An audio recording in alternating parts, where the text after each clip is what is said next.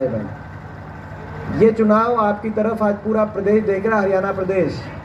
आप क्या फैसला करते?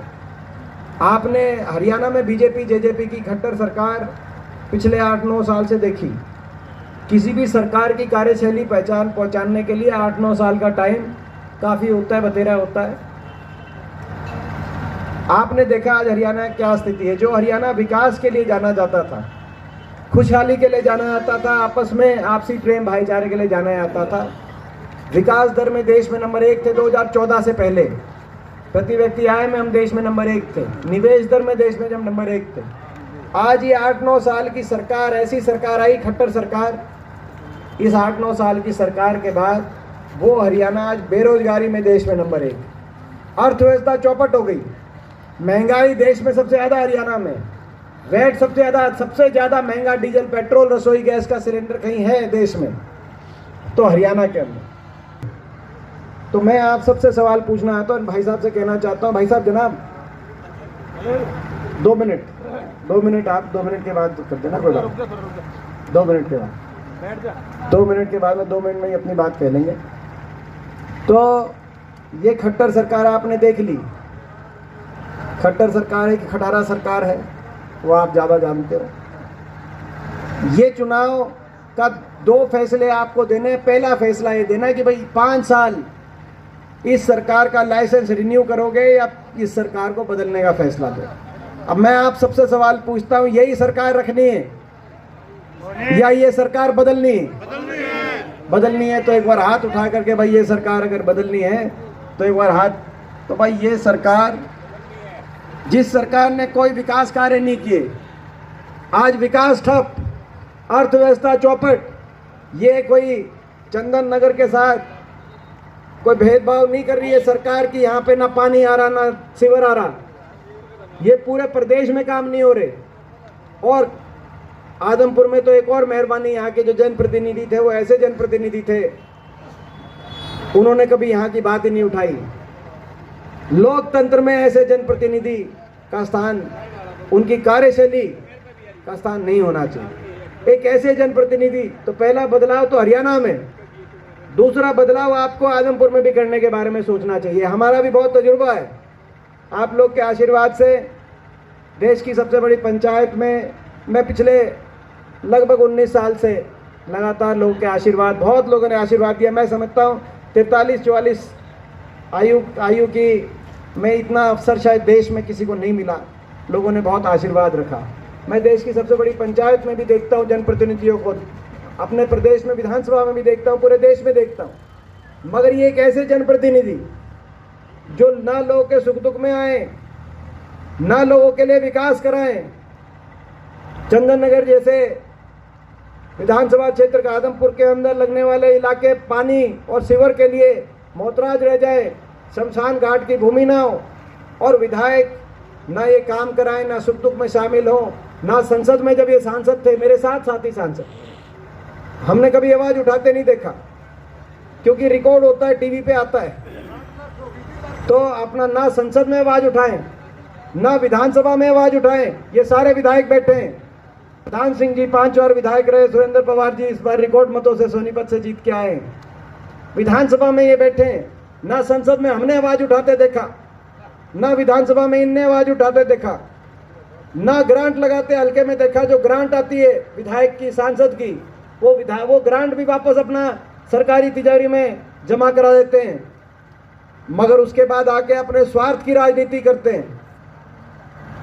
लोगों के काम की राजनीति नहीं, अपने स्वार्थ की राजनीति। आपको पता है बीजेपी में राज्यसभा का जब इलेक्शन आया आज से 5 महीने पहले, तो राज्यसभा के इलेक्शन में क्यों गए थे? वोट की जरूरत बीजेपी को थी। बीजेपी को जहां वोट की जरूरत होती है पूरे देश में, वहां बीजेपी विधायक और सांसद कैसे तोड़ती है? सबको पता है कैसे तोड़ती है। पता है कि नहीं पता? सबको पता है कैसे। उसमें लोगों का कुछ नहीं है। वो तो अपना भ्रष्टाचार, अपने भ्रष्टाचार पे ओढ़नी, अपने भ्रष्टाचार को ढकने के लिए लोग बीजेपी में जाते हैं। जितने मुकदमे उनको माफ कराने का रास्ता है कि बीजेपी के अंदर ज्वाइन हो जाओ। देश में चल रहा है ये, मैं कोई यहाँ की बात नहीं उसमें, मगर लोगों का क्या लेना देना है? लोगों का विकास कार्य का क्या लेना देना। ऐसी कार्यशैली प्रजातंत्र में, लोकतंत्र में किसी भी जनप्रतिनिधि की इस प्रकार की कार्यशैली नहीं होनी चाहिए। ना अवेलेबल रहते मिलने, ना हल्के में रहते, ना प्रदेश में रहते, शहर सपाटे में रहते हैं, आपको मेरे को बताने की आवश्यकता नहीं। ऐसा उदाहरण दिया जाता है कि भाई ऐसे जनप्रतिनिधि।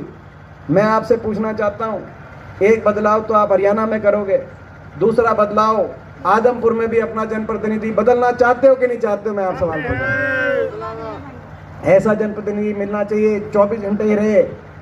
ऐसा जनप्रतिनिधि मिलना चाहिए आदमपुर को, जो जब विधानसभा शुरू हो और चंदन नगर के अंदर अगर शमशान की भूमि नहीं है, पानी नहीं है, सीवर नहीं है, तो विधानसभा जब शुरू हो, अभी जो अगली विधानसभा नवंबर में शुरू होगी, आप जयप्रकाश जी को यहाँ से आशीर्वाद भेज के, आशीर्वाद दे के आप भेजो।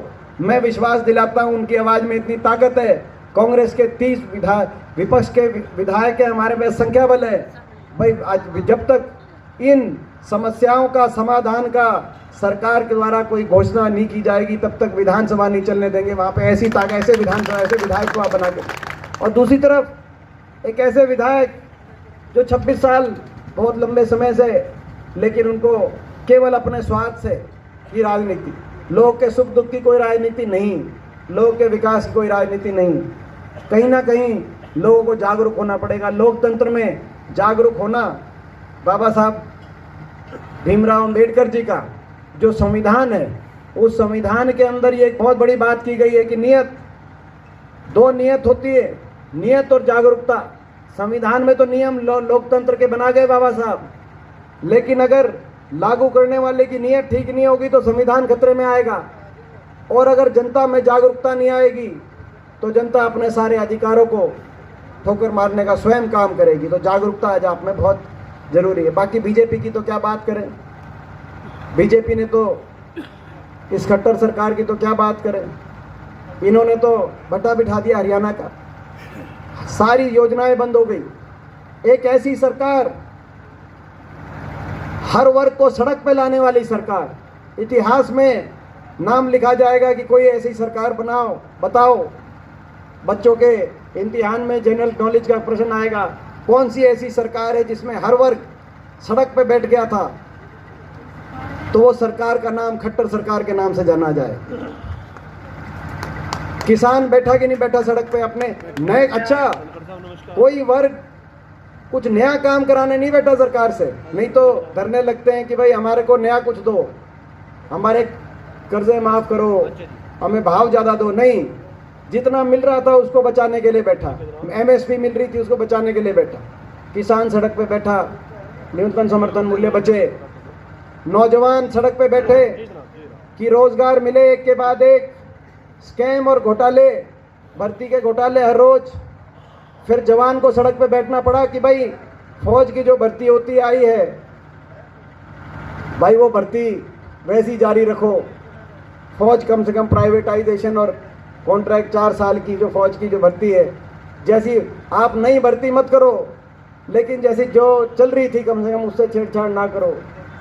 छोटे छोटे बच्चों को, नन्हे मुन्ने बच्चों को, स्कूल के बच्चों को भी, देश के इतिहास में अगर एक प्रदेश, हरियाणा प्रदेश की ऐसी असंवेदनशील सरकार, जहां गरीब के बच्चे को धरना देना पड़ा स्कूल के आगे,